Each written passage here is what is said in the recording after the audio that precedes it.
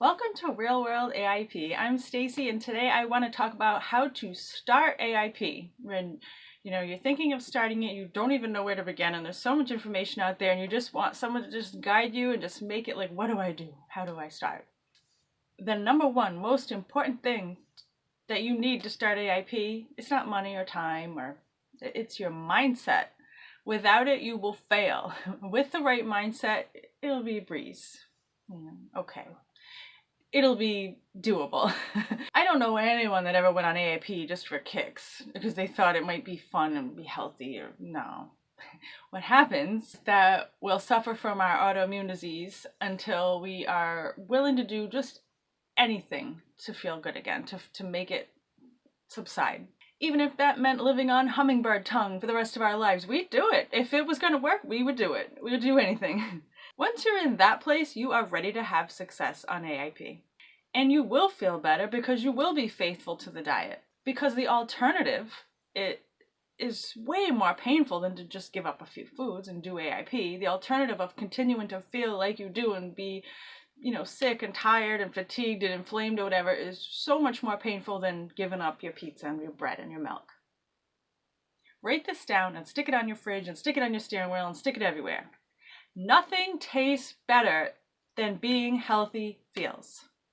You will be faced with many decisions to make on whether or not to eat something that is not AIP compliant. All you need to do is ask yourself, what's more important? What I want now or what I want most? Do I want this bite of birthday cake at my friend's party so that I can fit in and it'll taste good? Or do I want health, wellness, and vitality? And once you're in the right state of mind, and you're willing to do whatever it takes to feel good, then you're ready to start AIP. And then really all you have to do is just jump in, just do it. It's better to just get started and maybe not do it right. Maybe you screw up and you eat nightshades by accident. So what? It's better to just get started and just do it. And you can work out all the little details as you go. You can work out the kinks. You can add more nutrient-dense superfoods and all. You can do all that later. You don't have to do it all like, whoa, in one, just get started.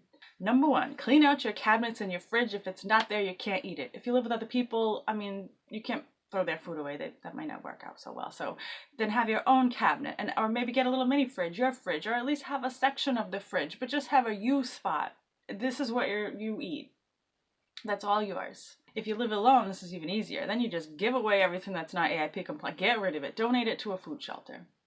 Number two, you gotta go shopping. You gotta get some food. Actually, we're on number three because number one was have a right mindset. Number two, clean out your fridge and cabinets. Number three, go shopping. Here's your shopping list. Take a screenshot of that or pause it and copy it down. This is all you need. Now, ideally, you would have the whole list, but if it's still overwhelming to you, get the stuff that's in the pink boxes. You're good. That's all you need. Just get it. On here, we have pantry staples. We have things to cook with, things to make your food taste good. Veggies, starch, proteins, and healthy fats. That's all you need. There's a lot more variety that you could add in later, but this is fine to start. This is perfect to start. The wild salmon is where I splurge a little because I don't want farmed salmon with contaminants and all. And salmon is full of omega-3 fatty acids and it's so healthy. It's something that, I think is one of the staples to this. And then red meat, lamb, bison, beef, I like ground beef because it's cheap and it's versatile. You can find it pretty much everywhere now. Any random, store, even like Price Right, they have ground beef, grass-fed, in the little plastic sealed 1 pound packs for a reasonable price. You can make burger patties for wraps. You can make meatballs. You can make meatloaf. You can make like hamburger helper style scramble. You can hide a liver in it. Pot roast is also super economical and easy. You take a big old hunk of tough cut of beef you can get for pretty cheap. You throw it in the crock pot with water. If you're feeling ambitious, you add your carrot, celery, onion, maybe a bay leaf. It's like that falling apart with the fork texture when it's done. It's delicious. I want to point out that chicken and pork are not nutritional superstars. No, they're not going to be the death of you, but all they're good for is lean protein. There might be a trace of minerals and stuff in there, but they're just not, they're so overrated. Eat them for protein if that's all around. If you're strapped and all you can find is like a naked rotisserie chicken, that's fine. That's AIP compliant. But don't base your whole diet around chicken and pork. It's not a superstar. You are going to get way more bang for your buck if you stick to seafood and red meats. Now, I'm not going to go into a rant about why red meats are not the devil. They're not going to cause, heart attacks and disease and all that. if you would like more information on that, check out Chris Kresser's article entitled Red Meat, It Does a Body Good. And there's a link to that article below in the description. Now, once you have your fridge stocked, this is easy. Each meal is a plate of veggies, some protein, some healthy fats, maybe some starch. It's pretty simple. Also maybe, some flavoring, a little squirt of lemon juice, garlic, pink salt, flavor, fine. But you have all the components right there in your fridge and cabinet now. And then the other missing component, which I guess is number 4, is find moral support, because your family may not understand, your friends may not understand. There are some awesome Facebook groups that will provide moral support. And also, now you have all the stuff in your fridge, and I've given you a few tips, but you want more recipes, you want more meal planning ideas. And I think the biggest help is the moral support. But go to Facebook, go in groups, search for Autoimmune Paleo or AIP, and just join a few and post your questions and read through the posts, and you'll find so much moral support and people that are in the same boat as you and that feel like, social outcasts because they eat weird and all.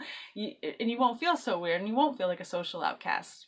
So there you have it. That's how you start AIP. You get the right mindset. Clean out your fridge and pantry, restock it with AIP compliant foods, and find moral support and ideas and tips. And that's it. You just start it, and then you just work out all the kinks and all. Add your liver and your shellfish in later. If you can't do it now, that's just start.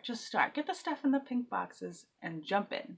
Hope you found this video helpful. If you did, please subscribe, because I post new videos every Thursday. And also, if you have any ideas on upcoming videos you'd like to see, please comment below. And hopefully I will see you soon. And until then, be healthy.